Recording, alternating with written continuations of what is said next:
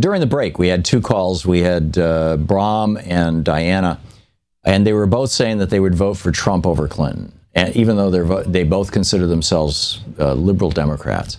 And I just, I want to remind you all of something.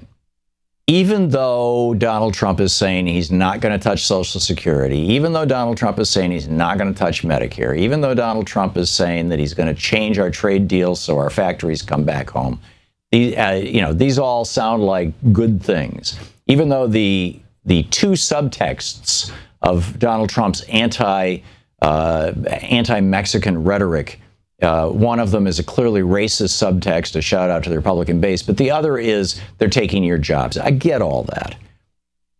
Even if you think those things are reasonable, acceptable, a little more progressive or a little more just all American or whatever, Donald Trump is running as a Republican. And so if you vote for him because you think he's charming or he's an outsider or he's not beholden to anybody because he's his very own billionaire or whatever the reason may be, if Donald Trump is our president, then you have a Republican in the White House. That means that Republican appointees are going to be put in charge of the Federal Communications Commission, where they can do away with net neutrality and hand the net over to Comcast and Time Warner and a couple of other companies and let them slice and dice it and start charging you, 6 times what you're charged right now. It means that at the Securities and Exchange Commission, you're going to have a Republican commissioner who can make it more, easier and easier and easier for giant corporations to basically rob, rape, and pillage America.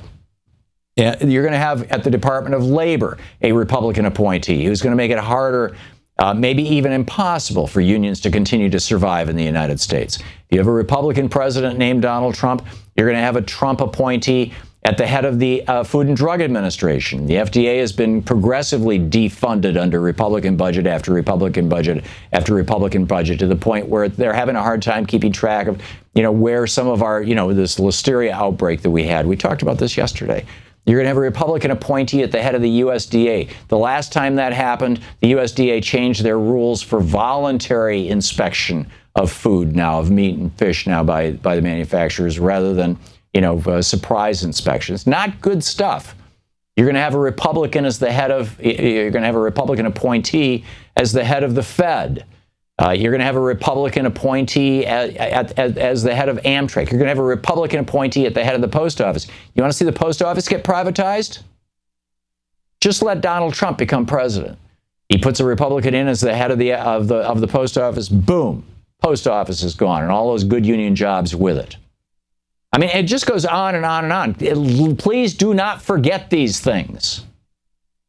No matter how seductive the siren song of Donald Trump may be, or no matter how much you may dislike the Clintons, and, having a Republican in the White House has huge consequences beyond the person himself. And the same thing for a Democrat in the White House. I could say if you had a Democrat in the White House, we'll just simply reverse all those things. To watch more clips from our programs, hit the Watch More Videos button over here. And please be sure to hit the handy-dandy subscribe button so you'll always be up to date. Tag, you're it.